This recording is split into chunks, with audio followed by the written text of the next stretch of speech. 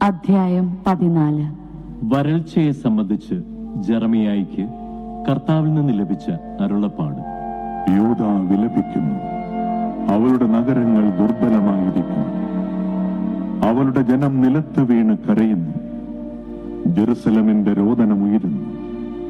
അവളുടെ പ്രഭുക്കന്മാർ വെള്ളത്തിന് സേവകരെ പറഞ്ഞുവിടുന്നു. അവർ കിണറ്റുകരയിലെത്തുന്നു. വെള്ളം കിട്ടാതെ ഒഴിഞ്ഞ പാത്രങ്ങളുമായി തിരിച്ചു പോകുന്നു.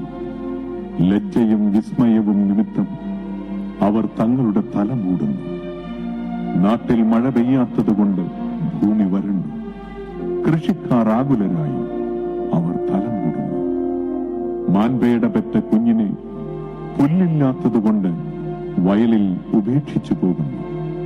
കാട്ടുകഴുതകൾ ശൂന്യമായ കുന്നുകളിൽ നിന്ന് വായുവിനായി കുറുനരിയെപ്പോലെ അണയ്ക്കുന്നു. തീറ്റയില്ലാത്തതുകൊണ്ട് അവയുടെ കാഴ്ച മങ്ങിയിരിക്കുന്നു. കർത്താവേ, ഞങ്ങളുടെ ദുഷ്കൃത്യങ്ങൾ ഞങ്ങൾക്കെതിരെ നിൽക്കുന്നു. എങ്കിലും അവിടുത്തെ നാമത്തെ പ്രതി അങ്ങ് പ്രവർത്തിക്കണമേ. ഞങ്ങളുടെ വീഴ്ചകൾ നിരവധിയാണ്. അങ്ങേക്കെതിരെ ഞങ്ങൾ പാപം ചെയ്തു. ഇസ്രായേലിന്റെ പ്രതീക്ഷയും ദുരിതത്തിൽ അവളുടെ രക്ഷകനുമായ അവിടുന്ന് എന്തുകൊണ്ടാണ് ദേശത്ത് ഒരു അപരിചിതനെ പോലെയും രാത്രിയിൽ സങ്കേതമന്വേഷിക്കുന്ന വഴിയാത്രക്കാരനെ പോലെയും പെരുമാറുന്നത്? അങ്ങ് സംശയഗ്രസ്തനെ പോലെയും സഹായിക്കാൻ ശക്തിയില്ലാത്ത യോദ്ധാവിനെ പോലെയും ആയിരിക്കുന്നത് എന്തുകൊണ്ട്? എന്നാലും കർത്താവേ, അങ്ങ് ഞങ്ങളുടെ മധ്യയുണ്ട്. അങ്ങയുടെ നാമത്തിൽ ഞങ്ങൾ അറിയപ്പെടുന്നു. ഞങ്ങളെ വിട്ടുപോകരുതേ. ഈ ജനത്തെക്കുറിച്ച് കർത്താവ് അരുളി ചെയ്യുന്നു. അവർ ഇതുപോലെ അലയാനാണ് ഇഷ്ടപ്പെട്ടത്. കാലുകളെ അവർ നിയന്ത്രിച്ചില്ല. അതുകൊണ്ട് അവർ കർത്താവിന് സ്വീകാര്യരല്ല. ഇപ്പോൾ അവിടുന്ന് അവരുടെ തിന്മകൾ ഓർക്കുകയും പാപങ്ങളെ പ്രതി അവരെ ശിക്ഷിക്കുകയും ചെയ്യും. കർത്താവ് എന്നോട് അരുളി ചെയ്യുന്നു, ഈ ജനത്തിനു വേണ്ടി നീ പ്രാർത്ഥിക്കേണ്ട. അവർ ഉപവാസം അനുഷ്ഠിച്ചാലും അവരുടെ കരച്ചിൽ ഞാൻ കേൾക്കുകയില്ല. അവരുടെ ദഹനബലിയും ധാന്യബലിയും സ്വീകരിക്കുകയില്ല. ഞാൻ അവരെ വാളാലും പട്ടിണിയാലും പകർച്ചവ്യാധികളാലും നശിപ്പിക്കും. അപ്പോൾ ഞാൻ പറഞ്ഞു, ദൈവമായ കർത്താവേ, നിങ്ങൾ വാൾ കാണേണ്ടി വരികയില്ല. നിങ്ങൾക്ക് പട്ടിണിയുണ്ടാവുകയില്ല. ഞാൻ നിങ്ങൾക്ക് ഈ ദേശത്ത് സമാധാനം ഉറപ്പുവരുത്തുമെന്നാണല്ലോ പ്രവാചകന്മാർ അവരോട് പറയുന്നത്. കർത്താവ് എന്നോട് അരുളി ചെയ്തു. പ്രവാചകന്മാർ എന്റെ നാമത്തിൽ വ്യാജപ്രവചനം നടത്തുന്നു. അവരെ ഞാൻ അയക്കുകയോ ജനത്തോട് സംസാരിക്കാൻ അവരോട് കൽപ്പിക്കുകയോ ചെയ്തിട്ടില്ല. അവർ വ്യാജദർശനവും പൊള്ളയായ പ്രവചനങ്ങളും സ്വന്തം സ്വപ്നങ്ങളുമാണ് നിങ്ങൾക്ക് നൽകുന്നത്. അതുകൊണ്ട് എന്റെ നാമത്തിൽ പ്രവചിക്കുന്ന പ്രവാചകന്മാരെ പറ്റി കർത്താവായ ഞാൻ പറയുന്നു, അവരെ ഞാൻ അയച്ചതല്ല. എന്നിട്ടും അവർ ഈ ദേശത്ത് വാളും പട്ടിണിയും വരികയില്ല എന്ന് പ്രവചിക്കുന്നു. വാളും പട്ടിണിയും അവരെ നശിപ്പിക്കും. അവരുടെ പ്രവചനം കേട്ട ജനം പട്ടിണിക്കും വാളിനും ഇരയായി ജെറുസലേം തെരുവുകളിൽ വലിച്ചെറിയപ്പെടും. അവരെയോ അവരുടെ ഭാര്യമാരെയോ പുത്രന്മാരെയോ പുത്രിമാരെയോ സംസ്കരിക്കാൻ ആരും കാണുകയില്ല. അവരുടെ ദുഷ്കർമ്മങ്ങൾ അവരുടെ മേൽ തന്നെ ഞാൻ ചുരിയും. നീ അവരോട് പറയണം, എന്റെ കണ്ണുകളിൽ നിന്ന് രാപ്പകൽ കണ്ണീരൊഴുകട്ടെ. കണ്ണീർ പ്രവാഹം നിലയ്ക്കാതിരിക്കട്ടെ. എന്തെന്നാൽ എന്റെ ജനത്തിന് മാരകമായി മുറിവേറ്റിരിക്കുന്നു. അവർ കഠിനമർദ്ദനത്തിനിരയായി. നാട്ടിൻ പുറത്തു ചെന്നാൽ അവിടെ വാളാൽ വെട്ടി വീഴ്ത്തപ്പെട്ടവർ. നഗരത്തിൽ പ്രവേശിച്ചാൽ അവിടെ പട്ടിണി കൊണ്ട് രോഗം ബാധിച്ചവർ. പ്രവാചകനും പുരോഹിതനും നാടുനീളെ അലയുന്നു, ഒന്നും മനസ്സിലാകുന്നില്ല. അവിടുന്ന് യൂദായെ നിശേഷം പരിത്യജിച്ചുവോ? ഉള്ളുകൊണ്ട് സിയോനെ വെറുക്കുന്നുവോ? സുഖം പ്രാപിക്കാനാവാത്ത വിധം എന്തിനാണ് ഞങ്ങളെ അങ്ങ് പ്രഹരിച്ചത്? ഞങ്ങൾ സമാധാനം അന്വേഷിച്ചു, ഫലമുണ്ടായില്ല. രോഗശാന്തിക്ക് വേണ്ടി കാത്തിരുന്നു, എന്നാൽ പരിഭ്രാന്തി മാത്രം. കർത്താവേ, ഞങ്ങളുടെ ദുഷ്കൃത്യങ്ങളും ഞങ്ങളുടെ പിതാക്കന്മാരുടെ തെറ്റുകളും ഞങ്ങൾ ഏറ്റുപറയുന്നു. അങ്ങേക്കെതിരെ ഞങ്ങൾ പാപം ചെയ്തു. അങ്ങയുടെ നാമത്തെ പ്രതി ഞങ്ങളെ നിരാകരിക്കരുതേ. അങ്ങയുടെ മഹത്വത്തിന്റെ സിംഹാസനത്തെ അവമാനിക്കരുതേ. ഞങ്ങളുമായുള്ള അങ്ങയുടെ ഉടമ്പടി അനുസ്മരിക്കണമേ, അത് ലംഘിക്കരുതേ. ജനതകളുടെ ദേവന്മാർക്കിടയിൽ മഴ പെയ്യിക്കാൻ ശക്തിയുള്ള ആരെങ്കിലുമുണ്ടോ? ആകാശത്തിന് മാറുവർഷിക്കാൻ കഴിയുമോ? ഞങ്ങളുടെ ദൈവമായ കർത്താവേ, അത് ചെയ്യുന്നവൻ അങ്ങ് മാത്രമാണല്ലോ. അങ്ങിൽ ഞങ്ങൾ പ്രത്യാശ വയ്ക്കുന്നു. ഇവയെല്ലാം പ്രവർത്തിക്കുന്നവൻ അവിടുന്നാണ്.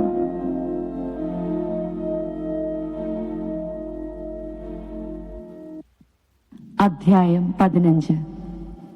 കർത്താവ് എന്നോട് അരുളി ചെയ്തു, മോശയും സാമുവലും എന്റെ മുൻപിൽ നിന്ന് യാചിച്ചാൽ പോലും ഈ ജനത്തിന്റെ നേർക്ക് ഞാൻ കരുണ കാണിക്കുകയില്ല. എന്റെ മുൻപിൽ നിന്ന് അവരെ പറഞ്ഞയക്കുക. അവർ പോകട്ടെ. എങ്ങോട്ടാണ് പോവുക എന്ന് അവർ ചോദിച്ചാൽ നീ അവരോട് പറയണം, കർത്താവ് അരുളി ചെയ്യുന്നു, മഹാമാരിക്കുള്ളവർ മഹാമാരിയിലേക്ക്, വാളിനുള്ളവർ വാൾ തലയിലേക്ക്, പട്ടിണിക്കുള്ളവർ പട്ടിണിയിലേക്ക്, അടിമത്തത്തിനുള്ളവർ അടിമത്തത്തിലേക്ക്. കർത്താവ് അരുളി ചെയ്യുന്നു, 4 തരം വിനാശകരെ ഞാൻ അവരുടെ മേൽ അയക്കും. വധിക്കാൻ വാൾ, പിച്ചി ചീന്താൻ നായ്ക്കൾ, കടിച്ചു കീറാനും നശിപ്പിക്കാനും ആകാശപ്പറവുകളും ഭൂമിയിലെ ഹിംസ്ര ജന്തുക്കളും. ഞാൻ അവരെ ഭൂമിയിലെ സകല രാജ്യങ്ങൾക്കും ബീഭത്സ വസ്തുവായി മാറ്റും. യൂദാ രാജാവായ ഹെസക്കിയായുടെ മകൻ മനാസെ ജെറുസലേമിൽ ചെയ്തു കൂട്ടിയ അകൃത്യങ്ങളുടെ ഫലമാണിത്. കർത്താവ് അരുളി ചെയ്യുന്നു, ജെറുസലേം, ആര് നിന്നോട് കരുണ കാണിക്കും? ആര് നിന്റെ മേൽ സഹതാപം പ്രകടിപ്പിക്കും? നിന്റെ ക്ഷേമം അന്വേഷിക്കാൻ ആര് നിൽക്കും? നീ എന്നെ ഉപേക്ഷിച്ചിരിക്കുന്നു. നീ എനിക്ക് പുറം തിരിഞ്ഞു.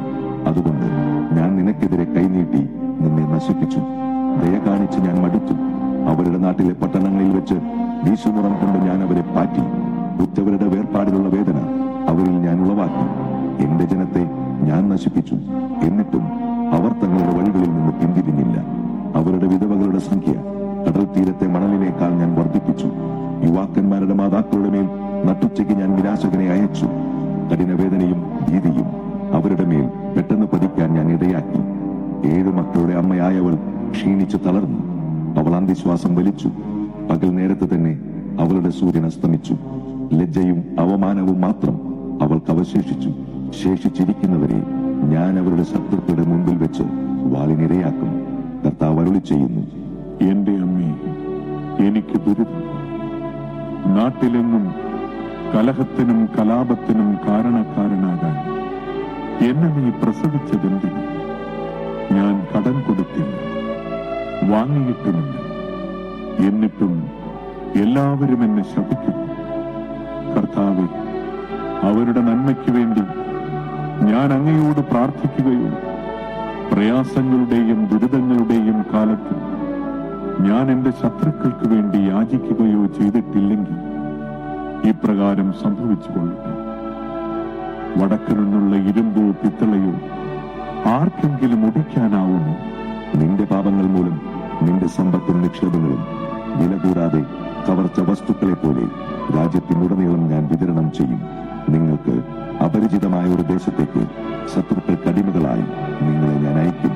എന്തെന്നാൽ നിങ്ങളെ ദഹിപ്പിക്കാൻ എന്റെ കോപാഗ്നി കത്തി പടരുന്നു. കർത്താവേ, അങ്ങേക്കറിയാമല്ലോ. എന്നെ അനുസ്മരിക്കണമേ, എന്നെ സന്ദർശിക്കണമേ. എന്നെ പീഡിപ്പിക്കുന്നവരോട് എനിക്ക് വേണ്ടി പ്രതികാരം ചെയ്യണമേ. അങ്ങയുടെ ക്ഷമയാൽ ശത്രുക്കൾ എന്നെ നശിപ്പിക്കുവാൻ ഇടയാക്കരുതേ. ഞാൻ അവമാനിതനാകുന്നത് അങ്ങേക്ക് വേണ്ടിയാണെന്ന് ഗ്രഹിക്കണമേ. അങ്ങയുടെ വചനങ്ങൾ കണ്ടെത്തിയപ്പോൾ ഞാൻ അവ ഭക്ഷിച്ചു. അവ എനിക്ക് ആനന്ദാമൃതമായി. എന്റെ ഹൃദയത്തിന് സന്തോഷം. എന്തെന്നാൽ സൈന്യങ്ങളുടെ ദൈവമായ കർത്താവേ, ഞാൻ അങ്ങയുടെ നാമമാണല്ലോ വഹിക്കുന്നത്. ഉല്ലാസ ജീവിതം നയിക്കുന്നവരോട് ഞാൻ സഹവസിക്കുകയോ അവരോടൊത്ത് സന്തോഷിക്കുകയോ ചെയ്തില്ല. അങ്ങയുടെ കരം എന്റെ മേലുണ്ടായിരുന്നതുകൊണ്ട് ഞാൻ ഏകാഗിയായി കഴിഞ്ഞു. അമർഷം കൊണ്ട് അങ്ങെന്നെ നിറച്ചിരുന്നു. എന്താണ് എന്റെ വേദന മാറാത്തത്? എന്റെ മുറിവുണങ്ങാൻ കൂട്ടാക്കാതെ വിങ്ങുന്നതെന്തുകൊണ്ട്? ഇടയ്ക്കിടെ വെള്ളം വറ്റിപ്പോകുന്ന അരുവിയെ പോലെ അവിടെ നിന്നെ വഞ്ചിക്കുമോ? കർത്താവ് അരുളി ചെയ്യുന്നു, നീ തിരിച്ചു വന്നാൽ എന്റെ സന്നിധിയിൽ നിന്നെ പുനഃസ്ഥാപിക്കാം. വിലക്കെട്ടവ പറയാതെ സദ്വചനങ്ങൾ മാത്രം സംസാരിച്ചാൽ നീ എന്റെ നാവ് പോലെയാകും. അവർ നിന്റെ അടുക്കിലേക്ക് വരും, നീ അവരുടെ അടുക്കിലേക്ക് മടങ്ങി പോകയില്ല. ഈ ജനത്തിനു മുൻപിൽ ഒരു പിത്തള കോട്ടയായി നിന്നെ ഞാൻ ഉയർത്തും. അവർ നിന്നോട് യുദ്ധം ചെയ്യും, അവർ വിജയിക്കുകയില്ല. എന്തെന്നാൽ നിന്നെ രക്ഷിക്കാനും മോചിപ്പിക്കാനുമായി ഞാൻ നിങ്ങളുടെ കൂടെയുണ്ട്. കർത്താവ് അരുളിച്ചെയ്യുന്നു. ദുഷ്ടന്റെ കയ്യിൽ നിന്ന് നിന്നെ ഞാൻ വിടുവിക്കും. അക്രമികളുടെ പിടിയിൽ നിന്ന് നിന്നെ ഞാൻ വീണ്ടെടുക്കും.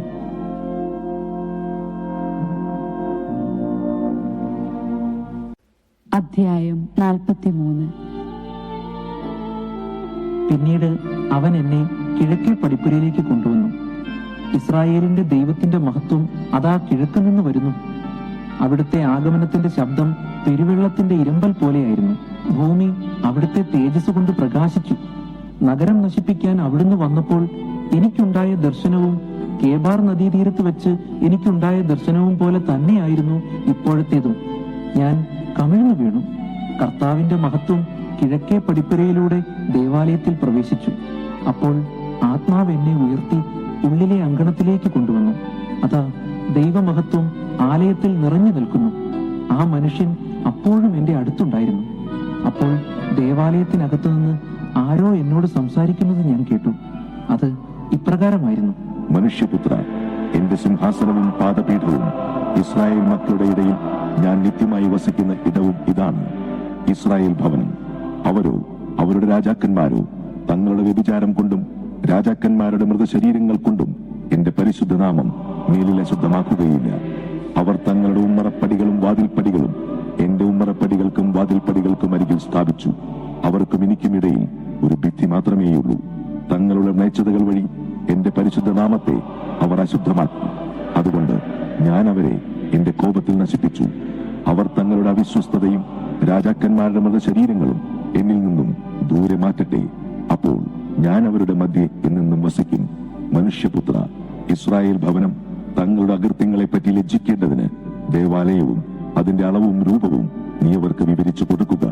തങ്ങൾ ചെയ്തിട്ടുള്ള സകല കാര്യങ്ങളെപ്പറ്റിയും അവർ ലജ്ജിക്കുകയാണെങ്കിൽ ദേവാലയവും അതിന്റെ സംവിധാനവും പുറത്തേക്കും അകത്തേക്കുമുള്ള മാർഗങ്ങളും അതിന്റെ പൂർണ്ണ രൂപവും കാണിച്ചു കൊടുക്കുക. അതിന്റെ എല്ലാ നിയമങ്ങളും ചട്ടങ്ങളും അവരെ അറിയിക്കുക. ഈ നിയമങ്ങളും ചട്ടങ്ങളും അവർ പാലിക്കേണ്ടതിന് അവർ കാണുകെ അവ എഴുതി വയ്ക്കുക. ദേവാലയത്തിന്റെ നിയമം ഇതാണ്: മലമുകളിൽ ദേവാലയത്തിന് ചുറ്റുമുള്ള സ്ഥലം മുഴുവൻ ഏറ്റവും വിശുദ്ധമായിരിക്കും. ഇതാണ് ദേവാലയത്തിന്റെ നിയമം. ബലിപീഠത്തിന്റെ അളവുകൾ മുഴം കണക്കിന്, ഒരു സാധാരണ മുഴവും കൈപ്പത്തിയും ചേർന്നത് ഇവയാണ്. അതിന്റെ അടിത്തറയ്ക്ക് 1 മുഴം കനവും 1 മുഴം വീതിയും, അതിന്റെ വക്ക് 1 ചാൺ തള്ളി നിൽക്കണം. ബലിപീഠത്തിന്റെ ഉയരം ഇതാണ്: അടിത്തറ മുതൽ അടിത്തട്ട് വരെ 2 മുഴം ഉയരവും 1 മുഴം വീതിയും, അടിത്തട്ട് മുതൽ മേൽത്തട്ട് വരെ 4 മുഴം വീതിയും, ബലിപീഠത്തിന്റെ അടുപ്പിന് 4 മുഴം ഉയരം. അതിന്മേൽ ഓരോ മുഴം ഉയരത്തിൽ തള്ളി നിൽക്കുന്ന 4 കൊമ്പുകൾ.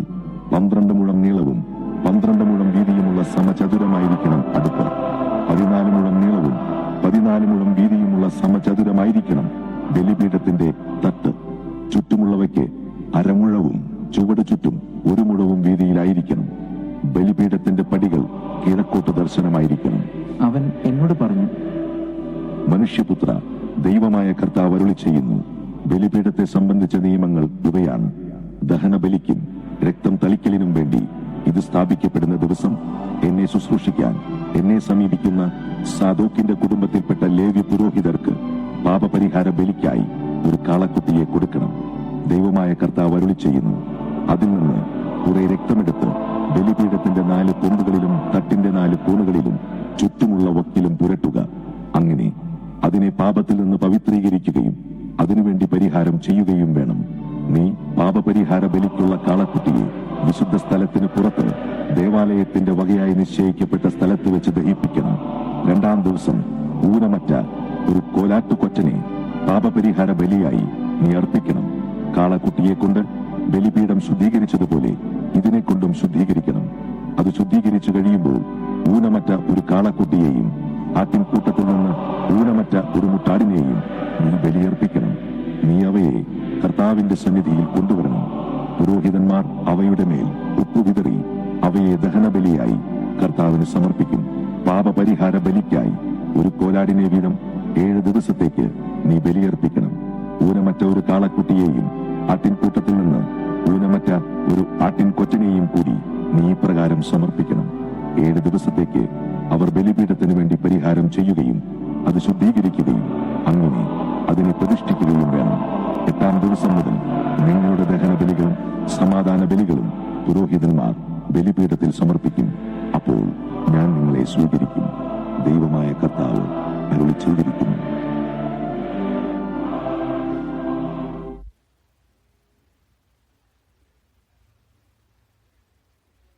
അധ്യായം 44. വിശുദ്ധ സ്ഥലത്തിന്റെ പുറത്ത് കിഴക്കോട്ട് ദർശനമായി നിൽക്കുന്ന പടിപ്പുരയിലേക്ക് അവൻ എന്നെ തിരികെ കൊണ്ടുവന്നു. അത് അടച്ചിരുന്നു. കർത്താവ് എന്നോട് അരുളി ചെയ്തു, ഈ പടിപ്പുര എപ്പോഴും അടച്ചിരിക്കും. അത് തുറക്കപ്പെടുകയില്ല. ആരും അതിലൂടെ പ്രവേശിക്കുകയുമില്ല. എന്തെന്നാൽ ഇസ്രായേലിന്റെ ദൈവമായ കർത്താവ് അതിലൂടെ പ്രവേശിച്ചിരിക്കുന്നു. അതുകൊണ്ട് അത് അടഞ്ഞു കിടക്കണം. കർത്താവിന്റെ സന്നിധിയിൽ അപ്പം ഭക്ഷിക്കാൻ രാജാവിന് മാത്രം അവിടെ ഇരിക്കാം. അവൻ പടിപ്പുരയുടെ പൂമുഖത്തിന്റെ പാർശ്വകവാടത്തിലൂടെ പ്രവേശിക്കുകയും ആ വഴിയിലൂടെ തന്നെ പുറത്തു പോവുകയും വേണം. വടക്കേ പടിപ്പുരയിലൂടെ അവൻ എന്നെ ദേവാലയത്തിന്റെ മുൻവശത്തേക്ക് കൊണ്ടുവന്നു. കർത്താവിന്റെ തേജസ് ദേവാലയത്തിൽ നിറഞ്ഞു നിൽക്കുന്നത് ഞാൻ കണ്ടു. ഞാൻ കമിഴ്ന്നു വീണു. കർത്താവ് എന്നോട് അരുളി ചെയ്തു, മനുഷ്യപുത്ര, കർത്താവിന്റെ ആലയത്തെപ്പറ്റി ഞാൻ പറയുന്ന ചട്ടങ്ങളും നിയമങ്ങളും സൂക്ഷിച്ചു കാണുകയും കേൾക്കുകയും ശ്രദ്ധിച്ച് മനസ്സിലാക്കുകയും ചെയ്യുക. ദേവാലയത്തിൽ ആർക്ക് പ്രവേശിക്കാം, ആർക്ക് പ്രവേശിച്ചുകൂടാ എന്ന് നീ ഓർത്തുകൊള്ളുക. ധിക്കാരികളുടെ ആ ഭവനത്തോട്, ഇസ്രായേൽ ഭവനത്തോട് തന്നെ പറയുക, ദൈവമായ കർത്താവ് അരുളി ചെയ്യുന്നു, ഇസ്രായേൽ ഭവനമേ, നിന്റെ മ്ലേച്ഛതകൾ അവസാനിപ്പിക്കുക. എനിക്ക് ഭക്ഷണമായി മേധസ്സും രക്തവും സമർപ്പിക്കുമ്പോൾ ഹൃദയത്തിലും ശരീരത്തിലും അപരിച്ഛേദിതരായ അന്യരെ എന്റെ വിശുദ്ധ സ്ഥലത്ത് പ്രവേശിപ്പിച്ച് അതിനെ അശുദ്ധമാക്കുന്നത് നിർത്തുവിൻ. എല്ലാവിധ മ്ലേച്ഛതകൾക്കുമുപരി നിങ്ങൾ എന്റെ ഉടമ്പടി ലംഘിച്ചിരിക്കുന്നു. നിങ്ങൾ എന്റെ വിശുദ്ധ വസ്തുക്കൾ സൂക്ഷിച്ചില്ല. എന്റെ വിശുദ്ധ ആലയം സൂക്ഷിക്കാൻ നിങ്ങൾ അന്യരെ ഏർപ്പെടുത്തി. ദൈവമായ കർത്താവ് അരുളി ചെയ്യുന്നു, ഇസ്രായേൽക്കാരുടെ ഇടയിലുള്ള ഹൃദയത്തിലും ശരീരത്തിലും അപരിച്ഛേദിതരായ അന്യരാരും എന്റെ വിശുദ്ധ സ്ഥലത്ത് പ്രവേശിക്കരുത്. ഇസ്രായേൽ വഴിപിഴച്ച കാലത്ത് എന്നിൽ നിന്നകന്ന് വിഗ്രഹങ്ങളുടെ പുറകെ പോയ ലേവ്യർ അതിനുള്ള ശിക്ഷ അനുഭവിക്കും. ദേവാലയത്തിന്റെ പടിപ്പുര കാവൽക്കാരായും ദേവാലയത്തിലെ പരിചാരകരായും അവർ എന്റെ വിശുദ്ധ സ്ഥലത്ത് ശുശ്രൂഷകരായിരിക്കും. ജനങ്ങൾക്ക് വേണ്ടിയുള്ള ബലിക്കും ദഹനബലിക്കുമുള്ള മൃഗങ്ങളെ അവർ കൊല്ലണം. അവർ ജനത്തിന് സേവനം ചെയ്യാൻ ചുമതലപ്പെട്ടവരാണ്. അവർ വിഗ്രഹങ്ങളുടെ മുമ്പിൽ ശുശ്രൂഷ ചെയ്തുകൊണ്ട് ഇസ്രായേൽ ഭവനത്തിന് പാപഹേതുവായി തീർന്നതിനാൽ ഞാൻ ശപഥം ചെയ്തിരിക്കുന്നു. അവർ തങ്ങൾക്കുള്ള ശിക്ഷ അനുഭവിക്കും. ദൈവമായ കർത്താവ് അരുളി ചെയ്യുന്നു, എനിക്ക് പുരോഹിത ശുശ്രൂഷ ചെയ്യാൻ എന്നെയോ എന്റെ വിശുദ്ധവും അതിവിശുദ്ധവുമായ വസ്തുക്കളെയോ അവർ സമീപിക്കരുത്. തങ്ങളുടെ മ്ലേച്ഛതകൾ നിമിത്തം അവർ അപമാനം സഹിക്കണം. എന്നാലും ദേവാലയത്തിന്റെ സൂക്ഷിപ്പിനും സേവനത്തിനും അതിലെ മറ്റെല്ലാ ജോലികൾക്കും ഞാൻ അവരെ നിയമിക്കും. ഇസ്രായേൽ ജനത എന്നിൽ നിന്ന് വഴിതെറ്റിയപ്പോൾ എന്റെ വിശുദ്ധ സ്ഥലത്തിന്റെ സൂക്ഷിപ്പുകാരായിരുന്ന സാദോക്കിന്റെ പുത്രന്മാരായ ലേവ്യ പുരോഹിതന്മാർ എന്റെ അടുക്കൽ വന്ന് എന്നെ ശുശ്രൂഷിക്കണം. മേധസ്സും രക്തവും എനിക്ക് സമർപ്പിക്കുന്നതിന് അവർ എന്റെ മുമ്പിൽ നിൽക്കണം. ദൈവമായ കർത്താവ് അരുളി ചെയ്യുന്നു, അവർ എന്റെ വിശുദ്ധ മന്ദിരത്തിൽ പ്രവേശിക്കുകയും എന്റെ മേശയെ സമീപിച്ച് എനിക്കുള്ള ശുശ്രൂഷകൾ അനുഷ്ഠിക്കുകയും വേണം. അകത്തെ അങ്കണത്തിലെ പടിപ്പുരകളിൽ പ്രവേശിക്കുമ്പോൾ അവർ ചണവസ്ത്രങ്ങൾ ധരിച്ചിരിക്കണം. അവിടെയും ദേവാലയത്തിനകത്തും എനിക്ക് ശുശ്രൂഷ ചെയ്യുമ്പോൾ രോമം കൊണ്ടുള്ളതൊന്നും അവർ ധരിക്കരുത്. അവരുടെ തലപ്പാവും കാൽച്ചട്ടയും ചണം കൊണ്ടുള്ളതായിരിക്കണം. വിയർപ്പുണ്ടാക്കുന്ന യാതൊന്നും അവർ ധരിക്കരുത്. അവർ പുറത്തെ അങ്കണത്തിൽ ജനങ്ങളുടെ അടുത്തേക്ക് പോകുമ്പോൾ തങ്ങൾ ശുശ്രൂഷയ്ക്ക് ഉപയോഗിച്ചിരുന്ന വസ്ത്രങ്ങൾ അഴിച്ച് വിശുദ്ധമായ മുറികളിൽ വെക്കണം. തങ്ങളുടെ വസ്ത്രത്തിൽ നിന്ന് വിശുദ്ധി ജനങ്ങളിലേക്ക് പകരാതിരിക്കേണ്ടതിന് അവർ മറ്റു വസ്ത്രങ്ങൾ ധരിക്കണം. അവർ തലമുണ്ടനം ചെയ്യുകയോ മുടി നീട്ടുകയോ ചെയ്യാതെ കത്രിക്കുക മാത്രമേ ചെയ്യാവൂ. അകത്തെ അങ്കണത്തിൽ പ്രവേശിക്കുമ്പോൾ പുരോഹിതൻ വീഞ്ഞു കുടിച്ചിരിക്കരുത്. അവർ വിധവയെയോ ഉപേക്ഷിക്കപ്പെട്ടവളെയോ വിവാഹം ചെയ്യരുത്. ഇസ്രായേൽ ഭവനത്തിലെ കന്യകയെയോ പുരോഹിതന്റെ ഭാര്യയായിരുന്ന വിധവയെയോ വിവാഹം ചെയ്യാം. വിശുദ്ധവും വിശുദ്ധമല്ലാത്തതും തമ്മിലുള്ള വ്യത്യാസം അവർ എന്റെ ജനത്തെ പഠിപ്പിക്കുകയും എപ്രകാരമാണ് അത് വേർതിരിച്ചറിയേണ്ടതെന്ന് അവർക്ക് കാണിച്ചു കൊടുക്കുകയും വേണം. തർക്കത്തിൽ അവർ വിധികർത്താക്കളായിരിക്കണം. എന്റെ വിധികൾ അനുസരിച്ചായിരിക്കണം അവർ വിധിക്കേണ്ടത്. നിശ്ചിത തിരുനാളുകളിൽ അവർ എന്റെ നിയമങ്ങളും ചട്ടങ്ങളും പാലിക്കുകയും എന്റെ സാബത്ത് വിശുദ്ധമായി ആചരിക്കുകയും വേണം. മൃതശരീരത്തെ സമീപിച്ച് അവർ അശുദ്ധരാകരുത്. എന്നാൽ പിതാവ്, മാതാവ്, മകൻ, മകൾ, സഹോദരൻ, അവിവാഹിതയായ സഹോദരി എന്നിവർക്ക് വേണ്ടി അശുദ്ധരാകാം. അശുദ്ധനായ ശേഷം അവൻ 7 ദിവസം കാത്തിരിക്കട്ടെ. അത് കഴിഞ്ഞാൽ അവൻ ശുദ്ധനാകും. ദൈവമായ കർത്താവ് അരുളി ചെയ്യുന്നു, ശുശ്രൂഷയ്ക്കായി അകത്തെ അങ്കണത്തിൽ വിശുദ്ധ സ്ഥലത്തേക്ക് പോകുന്ന ദിവസം അവൻ തനിക്കുള്ള പാപപരിഹാര ബലി അർപ്പിക്കണം. അവർക്ക് പൈതൃകാവകാശം ഒന്നും ഉണ്ടായിരിക്കരുത്. ഞാനാണ് അവരുടെ അവകാശം. നിങ്ങൾ ഇസ്രായേലിൽ സ്വത്തൊന്നും അവർക്ക് നൽകരുത്. ഞാനാണ് അവരുടെ സമ്പത്ത്. ധാന്യബലി, പാപപരിഹാര ബലി, പ്രായശ്ചിത്ത ബലി എന്നിവ അവർക്ക് ഭക്ഷിക്കാം. ഇസ്രായേലിൽ അർപ്പിക്കപ്പെട്ട വസ്തുക്കളെല്ലാം അവർക്കുള്ളതാണ്. എല്ലാ തരത്തിലുമുള്ള ആദ്യഫലങ്ങളിൽ ആദ്യത്തേതും നിങ്ങളുടെ എല്ലാവിധ വഴിപാടുകളും പുരോഹിതന്മാർക്കുള്ളതാണ്. നിങ്ങളുടെ ഭവനത്തിന് അനുഗ്രഹം ലഭിക്കാൻ നിങ്ങളുടെ തരിമാവിൽ ആദ്യ ഭാഗം പുരോഹിതർക്ക് കൊടുക്കണം. താനെ ചത്തതോ പിച്ചിച്ചീന്തപ്പെട്ടതോ ആയ പക്ഷിയെയോ മൃഗത്തെയോ പുരോഹിതൻ ഭക്ഷിക്കരുത്. സന്തുഷ്ടമായ ഹൃദയം മുഖത്തെ പ്രസന്നമാക്കുന്നു. ഹൃദയവ്യഥ ഉന്മേഷം കെടുത്തിക്കളയുന്നു. ബുദ്ധിമാന്റെ മനസ്സ് വിജ്ഞാനം തേടുന്നു. ഭോഷന്മാരുടെ വദനത്തിന് ആഹാരം ഭോഷത്വമാണ്. ദുഃഖിതരുടെ ദിനങ്ങൾ ക്ലേശഭൂയിഷ്ടമാണ്. സന്തുഷ്ടമായ ഹൃദയം നിരന്തരം വിരുന്ന് ആസ്വദിക്കുന്നു. വലിയ സമ്പത്തും അതോടൊത്തുള്ള അനർത്ഥങ്ങളുമായി കഴിയുന്നതിനേക്കാൾ മെച്ചം ദൈവഭക്തിയോടെ അല്പം കൊണ്ട് കഴിയുന്നതാണ്.